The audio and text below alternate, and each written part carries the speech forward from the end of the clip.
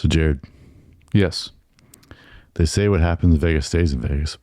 But you know what doesn't stay in Vegas? I don't know. What doesn't stay in Vegas? The marriage license. Yeah. You know, we just go to Vegas, you get married, and then that comes back with you. Sure does. It just follows you everywhere. True.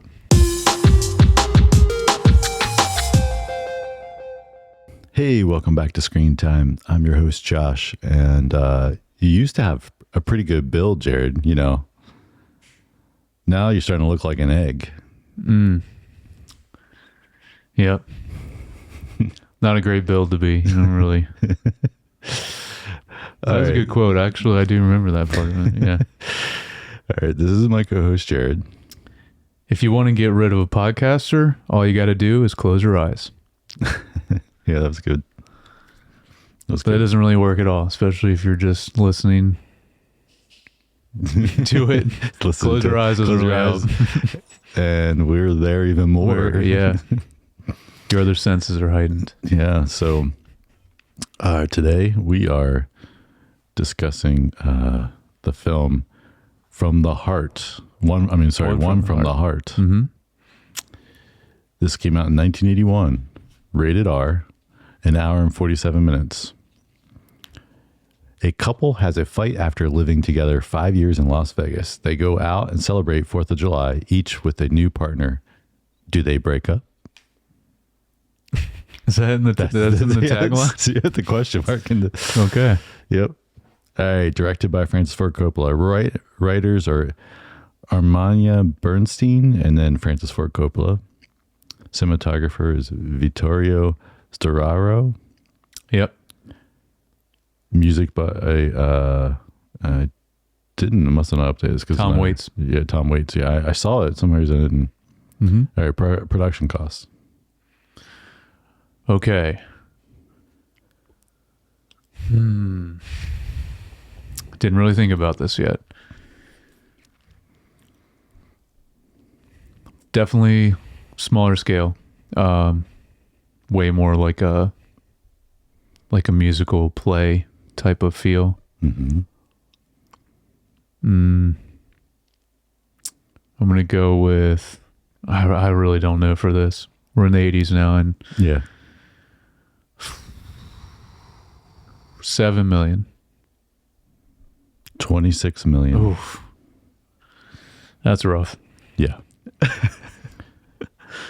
This was nominated, didn't win any Oscars, but was nominated for Best Music Original Song Score. Okay. I don't agree with that, but sure. All right, not a big cast here. Mm-hmm.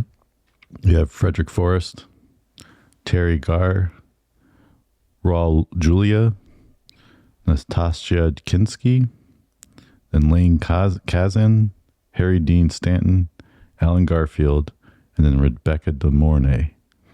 Yeah. I didn't see her in this, but No. yeah, Rebecca De Mornay is in this. One of the understudies. Yep. So And she must be in the background and something. Yeah, I didn't see her. Also, this is a great callback to our very first podcast because she was the lead in Risky Business. That's right, she was. Yeah. And then also the other one I saw in here, also credited as an understudy, is Javier Grieta. I think it's how you pronounce it. He was a pretty big character in Breaking Bad. But I didn't see him in this movie, but he was in there at some point. So. Evidently. All right. So what's your overall thoughts? I think it's safe to say neither one of us have seen this film before this. Nope. Never even heard of it. Yeah, me neither. So how do you feel about it now? Not great. Okay. I didn't really like this movie. Very cool though, like the kind of the idea of it, the like stylish romantic drama musical, I guess you could call it. So visually, I thought it was really cool and some cool ideas they did. But story-wise and kind of what happens in the movie was like, didn't really resonate with me. Really, I didn't really enjoy it that much. It did remind me of The Rain People a little bit. Okay. A little bit similar idea and kind of more on that scale. I think that movie is better than this one though. But yeah, so overall, not that great. Didn't really like it. What about you? Pretty much the same. Okay. I didn't really care for this film. Yeah, it's just, I think like you said, so there's a lot of experimentation kind of going on. Obviously, I guess it's the 80s. He's trying some different techniques. I mean, I think what the problem there is a lot of the stuff doesn't hold up. So like it's very obvious this is all like shot on a sound stage or something, and you know, like there's just all props, and some of it they intentionally make it, I think, look that way. I would assume it seems that way. Yeah, like it's hard to tell though where that line is. Where are they trying to make it look real and just looks really bad because it's old and not good props, or is it like they're just trying to make it look like a stage play, like or something. So I don't think that really worked in 2024. No, I mean, it might have felt cool or something at the time, so I don't want to like be too harsh on it for that time, because also, you know, there's some interesting things that they're trying, I guess. But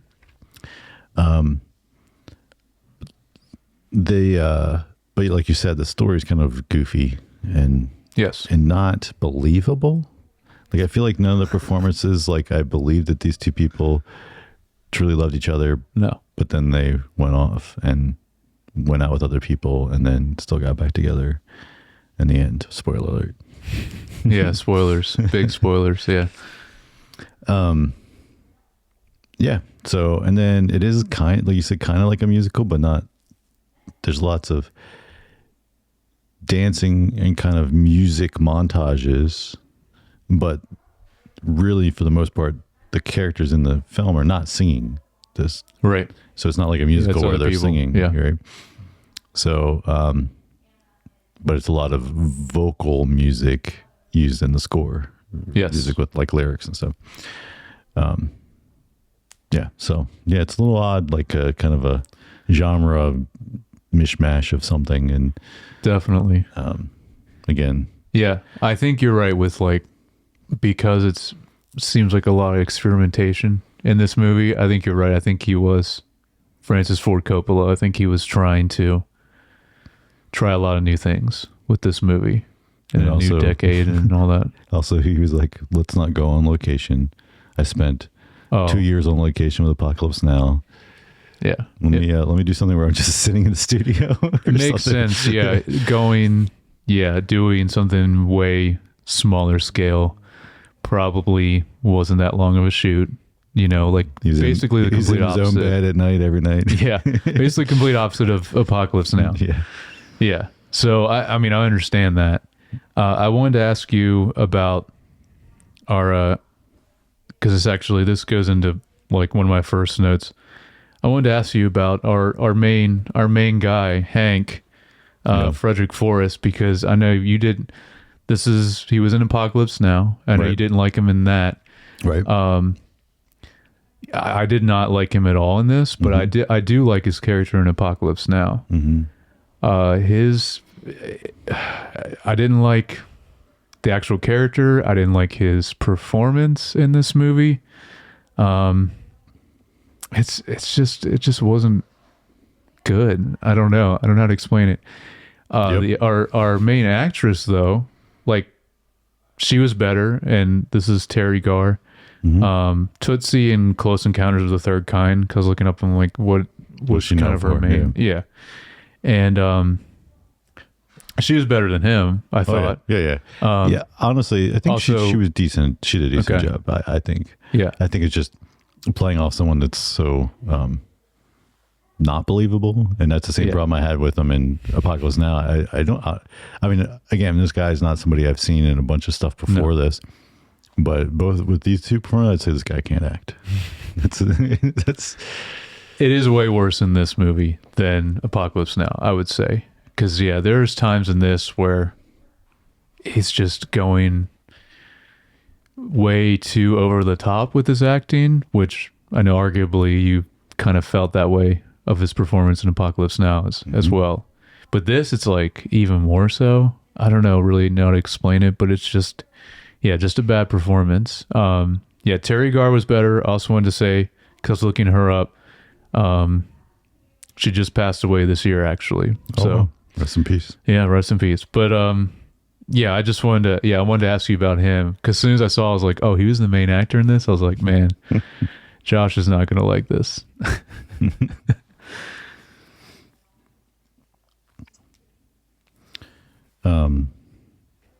So let's get into our notes.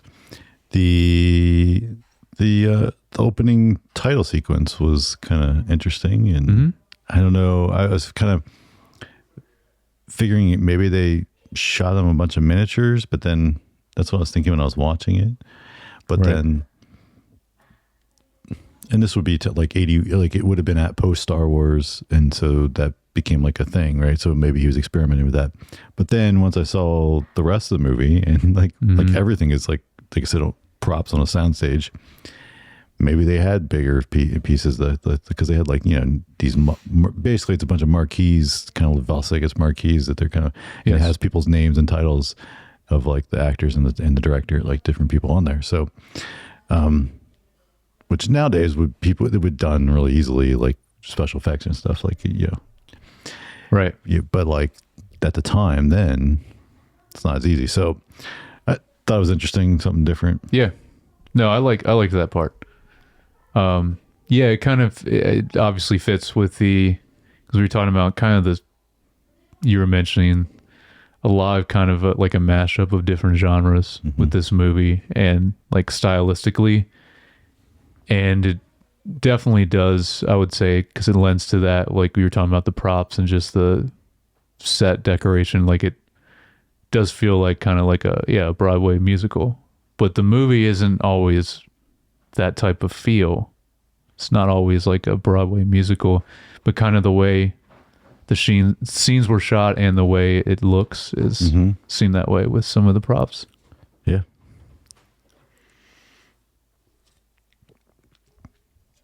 My next note I have is about the aerial establishing shots. They do this a couple times. They're animated.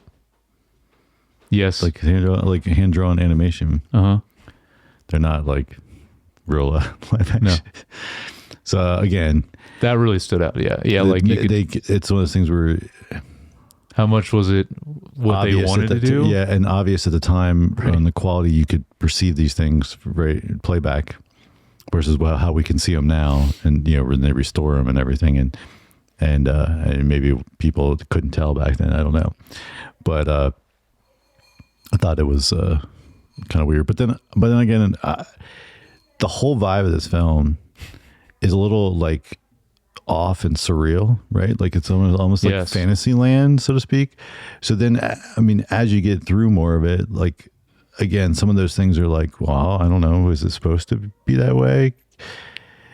It does seem like that was intentional to some degree, like the heightened kind of stylized part of it.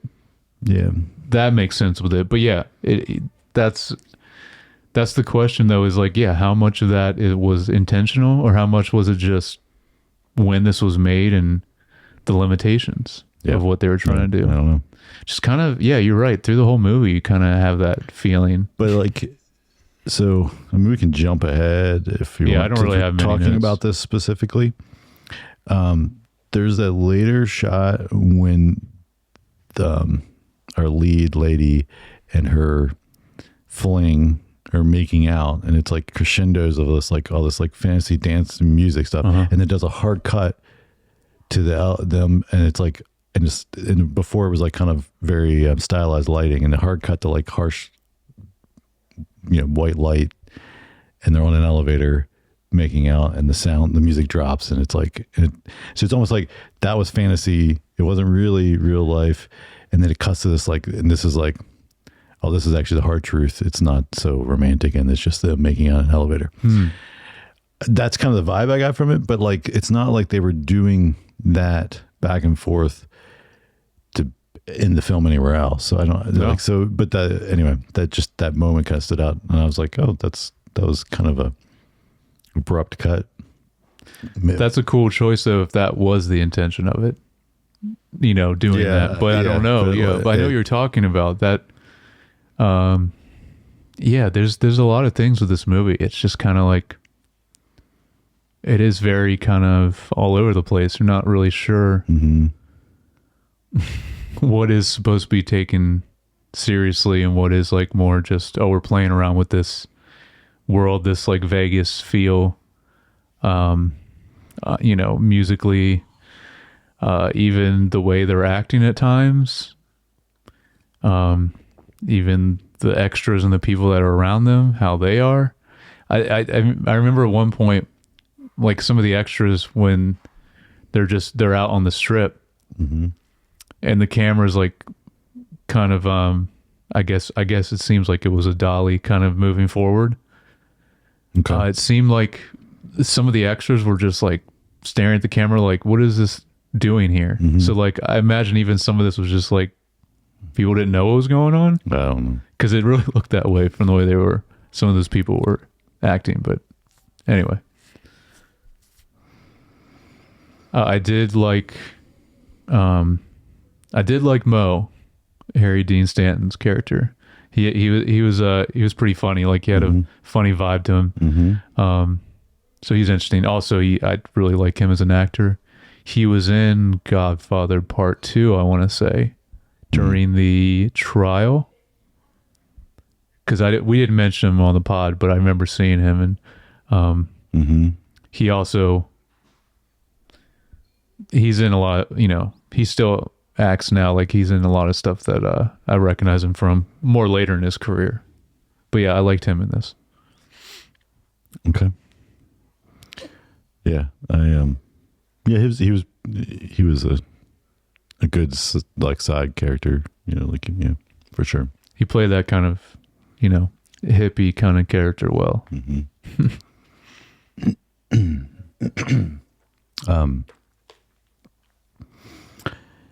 The next thing, can I just mention like that there's all this focus about Fremont, and and I know that's like, I mean, obviously it's still a thing nowadays, but now you go, that's like the old part of Vegas, and like and they've done some things to try to like make it new, revive it a little bit, and be like, oh, come to the retro area or whatever. But I guess at the time when this was made, and that was the strip, like that was the main that thing. was the main one. Yeah. I remember every time I would go to Vegas when we were on tour, because we would play there a lot. That's where we would always stay, is on Fremont. And I liked it because it still had that kind of old Vegas vibe to it.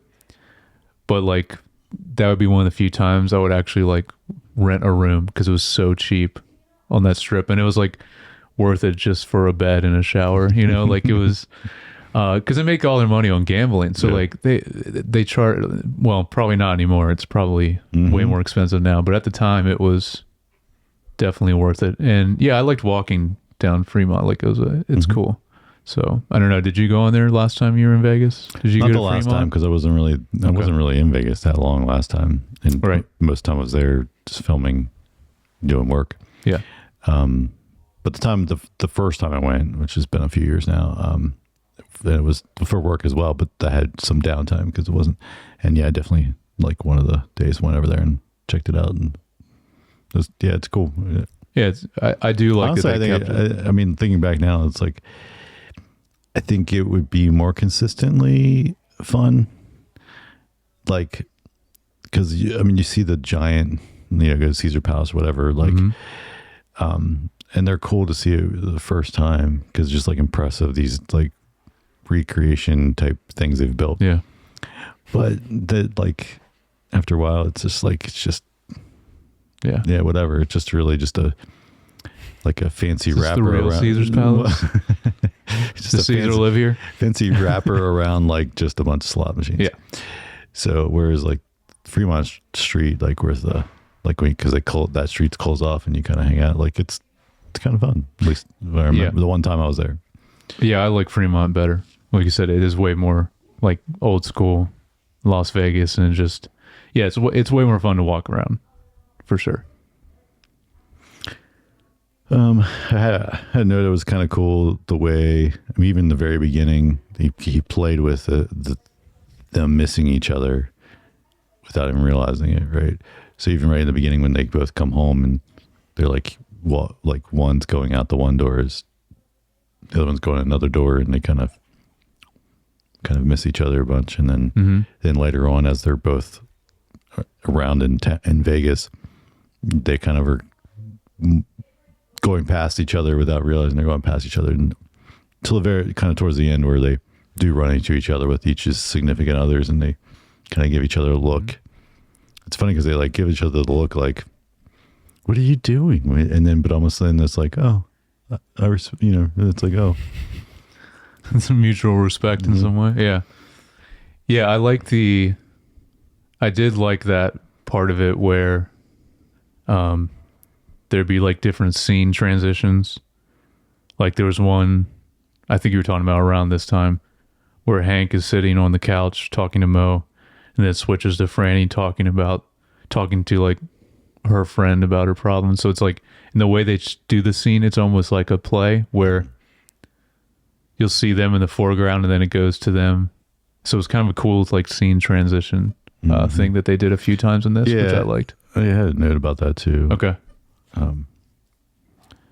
But no, what I'm talking about missing each other is like with blocking in the scene. Like they'd walk through, right? Like he would walk through and go into the bedroom or she did, I think, as he came through the other door from the bathroom. And then as he's like going the other way, then she could, because there's like the two, does a circle from their bedroom to the bathroom up in. I see what you're saying. And they did that there initially right in the beginning, but then they did it later in the streets, like it would show out, yeah. And you like, so you, the viewer, knew, oh, they just passed each other, but like they didn't know they passed each other. Yeah. It's kind of playing with the idea, I think, just trying to demonstrate the idea of like these two people have been together for a while and they're kind of just getting in the groove of like just doing their thing and not really seeing each other, right? Like in their relationship. Not that I think it was executed the best. Right. But I think that's what they're trying to say. Yeah, it's a good idea, good concept. But yes, you're right. Like just to talk about the other thing, they did those transitions and the one of them, I was trying to look in because one of them looked like they actually just staged them and it was just dollied or used a crane on the camera and just kind of went from one to the next. But then some of the other ones, it was definitely more like a cross dissolve and they just framed them a way that they would like let them dissolve them to each other. But yeah, it was interesting, especially the forethought to do that. Cause again, you're not editing it in digital. So it's not, right. It's not as easy to do that kind of stuff and play with that kind of stuff. Speaking of which, there was an interesting, again, it's just kind of jumping around, but interesting shot of, when Hank, right, is his name? Yes. Hank, is out with the other lady. What's her name? That I don't remember. Lila. Okay. And there's the scene where like her head all of a sudden's like huge and he's like small. Mm-hmm. And all I could think of was like the famous shot from Blade Runner 2049. Oh yeah.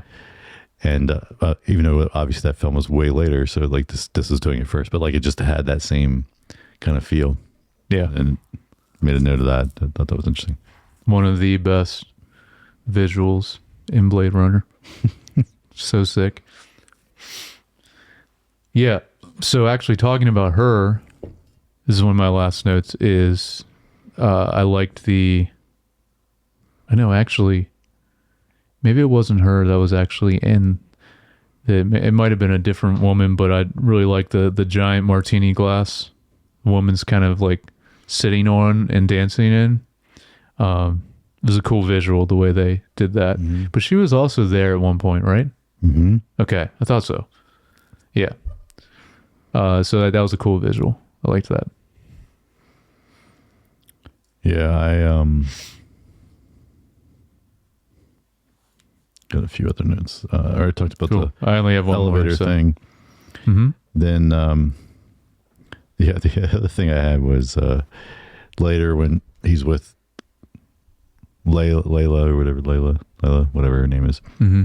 And then she sees that giant prop of something. She's like, "Oh, it's the all-seeing eye." Yeah. And I, of course, Lord of the Rings kind of reference. Oh yeah. I thought that was cool. So yeah, that's immediately what your mind goes to, for sure. It did for me also. Mm-hmm. Yeah, that's kind of the last of the notes I had on that stuff. I have just because it just really bummed me out was the Tropical Lounge and Grill. Seeing the sign, 24-hour deluxe buffet, $3.95. I was like, man, because there's another thing I remember doing on Fremont, like in Vegas, going to, one of the kind of more deluxe, like kind of fancier all you can eat buffets, because like they still would be pretty cheap, and what you could get, and it was like, it's so worth it. But yeah, just crazy. In 1980, 81, $4. Just I can't even imagine what it is now. I don't know.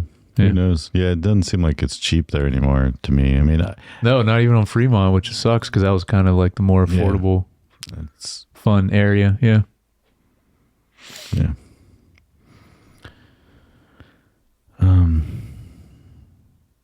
Yeah, so we'll get into a little bit of cinematography. Yep. I don't have a lot extra here. But one thing though was like, it was more like 4:3. Yeah. Which is interesting. Mm-hmm. I'm not sure why the choice for that, but I don't know. But not 16:9. It might, maybe because, so there was definitely a mix. There was a lot of like Steadicam work, which I don't think I've seen him use before. Okay. Don't quote me on that per se, but like just really obvious, like you following them, especially there in the beginning, following them into the house, up the steps, back, and just, it was like, okay, they're definitely, got a Steadicam operator. So maybe that's why, because maybe even back then, like it was maybe using a specific camera that was more 4:3 television type camera. I don't know. That was maybe more manageable in a Steadicam. I don't know. Maybe that's a choice. Yeah, I was wondering why also, like, because it's not like, sometimes you make that choice if it's a specific type of movie and you want to have it feel a certain way, you would do the, I always just want to say square. What is the actual aspect ratio? 4:3. 4:3. Yeah. Like, old television's set. Because it's not actually square. No, I mean, it looks like it is, but no, compared to 16:9. Yeah, it looks like a square. Yes. So I'm not really sure the reason why they did that in this. I wanted to mention, so Ronald Victor Garcia is a cinematographer. I thought like what he did in this movie was good, and this guy I know is good. I looked him up. He did a lot of Twin Peaks, the TV show, and he also did the Twin Peaks movie, Fire Walk with Me. Then the other thing I saw is he did some Gilmore Girls episodes. So cool. But yeah, so I liked that. What we were mentioning earlier about like kind of what was intentional with like the stylization. And like the sets, like that really stood out to me was you were talking about like their house. And like when they're like coming home or when they're leaving the house, you see kind of their street. Like it looks so much like a just like a fake, like just yeah. with a paint back, yeah. And I'm like so much so that I can't tell if that's what they were going for or trying to make it look real. I don't know. Yeah.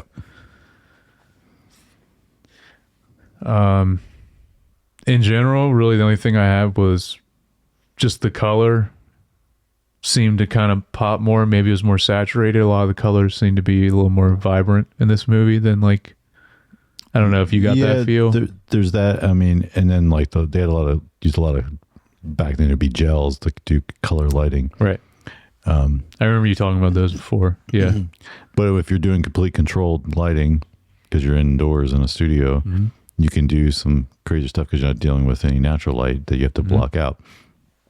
And so because there's times where like, you know, the actors and everything were all red or all like, so there's lots of color. And of course she wears like a red dress for a good part of the section.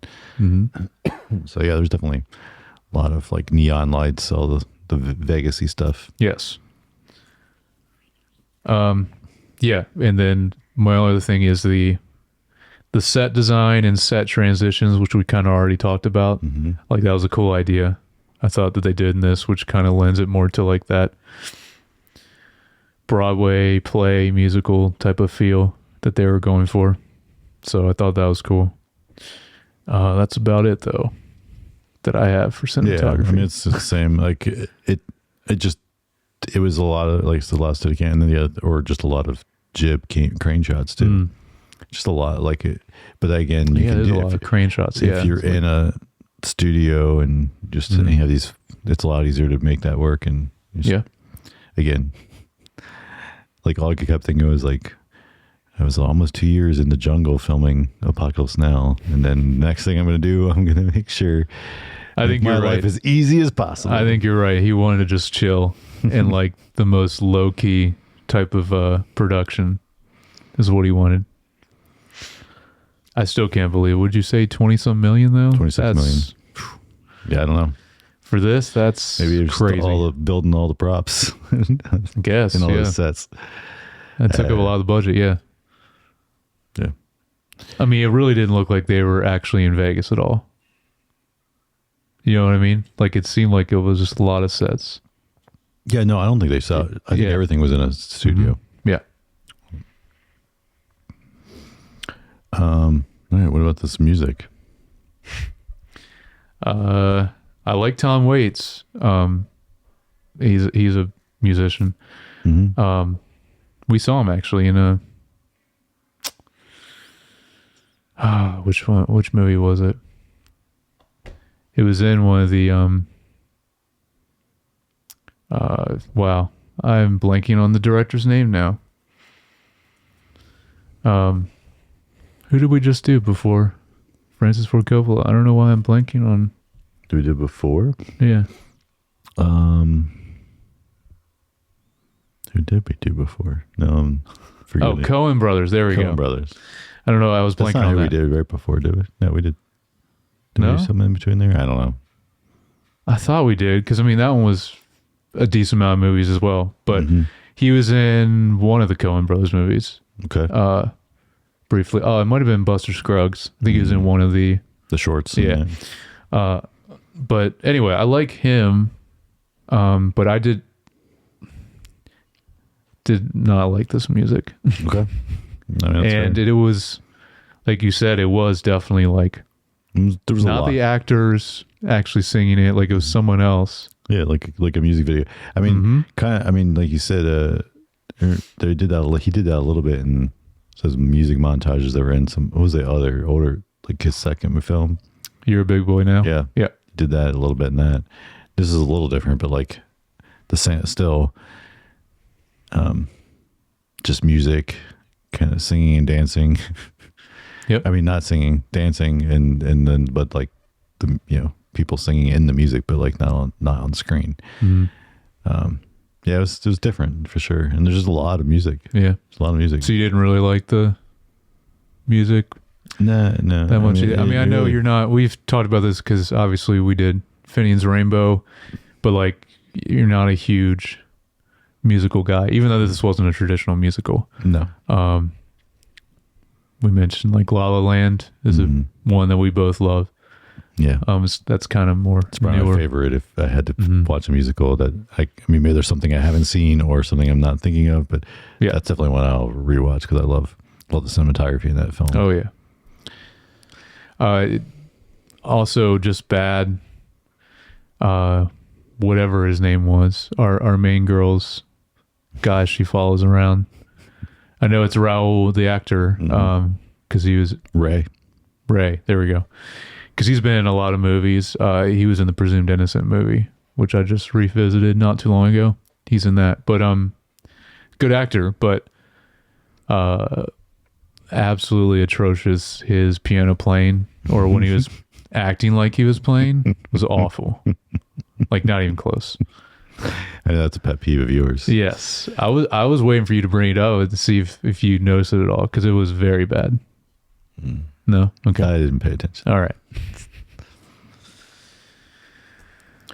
All right, so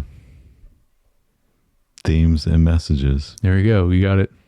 You got it in the right spot. I this know. time, I know. Yeah. I don't have anything though. Come on, I finally get it in the right spot. Yeah. Do you have anything specific? I mean, like I said, the theme of it of like almost kind of like don't Being take about don't take relationships. advantage of what's right in front of you. Kind of like they kind of got in a rut and just kind of, and then Right, it was hitting exactly the 5-year mark, right? They're saying Yeah. for the relationship. and then that took them both kind of pursuing other people to then realize, oh, actually, this person I was with is I kind of like them, so maybe I shouldn't take advantage of the fact that they're right there. Right. So- or take it for granted. Take Yeah. it for granted. Yeah, that's the word I should have said. Yeah, I also didn't like the whole ending. I mean, it's very predictable too, but just like the airport and Yeah. then she comes back and it's like, okay. Yeah. But yeah, I mean, that's kind of the gist of it. I agree. Yeah. All right, well, let's do a little trivia, see if there's anything interesting. Yeah, I'm interested to see if there is anything for this movie. What if it was like some of the other movies we've done of his, where he's like, "This is Francis Ford Coppola's favorite movie he's made." Remember, that's already been in like trivia in a few of his movies. It's like, all right, FFC, you can't say all your movies are your favorite. Apocalypse Now was definitely not his favorite filming. It did. I know this is like random, but Bill Lawrence does that in every episode on Twitter. Like, Oh, when a he new just episode says like, comes "This is out, my like, favorite." He did it for Bad Monkey, and then Nice. he did it. He's been doing it for Shrinking. Shrinking, and it's like he's like, "Oh, this one's my favorite one." That's now, great. or something. And it's like, yeah. All right. Okay, this was originally intended as a small film about the enormous after the enormous cost, pressure, and production problems of Apocalypse Now. This film's budget ballooned from $2 million to over $25 million. The extraordinary cost led director Francis Ford Coppola to declare bankruptcy. Coppola had stated that the films he made were done to pay off the debts and secured producing this film. So the films after this, I guess he had to pay the debts off. Man. Rather than shooting on location, director FFC insisted on building sets, a replica of Las Vegas McCarran Airport, complete with a jetway and jet airline built from the nose section of a crash plane, was built and used for the penultimate scene. The sets for the film consumed the entire soundstage space at Coppola's recently acquired American Zoetrope studio. Because of the maze of wiring and flammable scrims, backdrops, and other materials, production designer Dean Tavaleris half-jokingly referenced to the Vegas Strip as a fire trap, saying it caused him to have nightmares about fires during production. Okay, so that kind of answers our question. Why is the budget ballooned so much? Yeah. And it was all shot in a soundstage. Yeah. Because you said the initial 2 million, like this kind of movie, that you could do that on 2 million, but it's just, if you want to do all the props and sets, then This next thing cements what all the what we were guessing. All right. Francis Ford Coppola directed most of the film from the Silverfish, a mobile HQ fully equipped with a kitchenette, espresso machine, and onboard jacuzzi. Coppola would issue his directions via loudspeaker. Oh, yeah. So he was max chilling. He was like, I'm not. Hey, I understand from where he was before this. Yeah. He's just laying in a bed, just like yelling orders.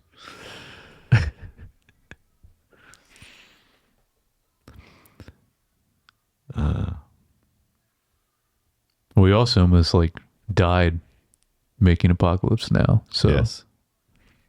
Harry Dean Stanton and Rebecca De Mornay were a real life couple at the time of filming. They lived together for about 2 years. Good for Harry Dean Stanton. Oh. The older couple in the elevator is Coppola's parents. Oh, nice. Yeah. Makes sense. I figure there's got to be every movie he's done, he's throwing someone of his family in it. So this was the only film directed by him that was shot at the Zoetrope Studios. But he bought this? Yeah, it says his Zoetrope Studios. Yeah. I guess it makes sense if you got plenty of other people renting it from you. Yeah. All right, here we go. Regarding the poor critical reception of this film, in a later interview, Coppola has said that the film was still a work in progress when screened for blind bidding. He said the unfinished version was a mess. He went on to say that it was clear that it wasn't going to get a fair shot. Okay. So he didn't believe in it even when he was still filming it. At least not completely. This movie was inspired by a variety of things. The influences were really more the filmed musicals of the 40s and the 50s, and even the staged musical I directed in college and Broadway shows I saw growing up. Yeah, that makes sense. It's weird that he would do this, though. Like, he already did a full-blown musical. You know? Finian's Rainbow. Like, it's interesting that he wanted to come back to something similar to that.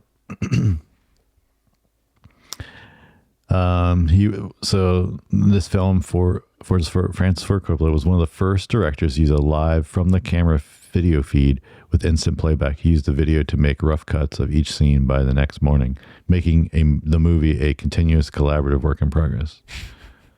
Still didn't turn out great. Nope. And of course, they mention here again, this is the theatrical debut of actress Rebecca De Mornay. Oh, right, because this is before Risky Business. Yeah. Yeah.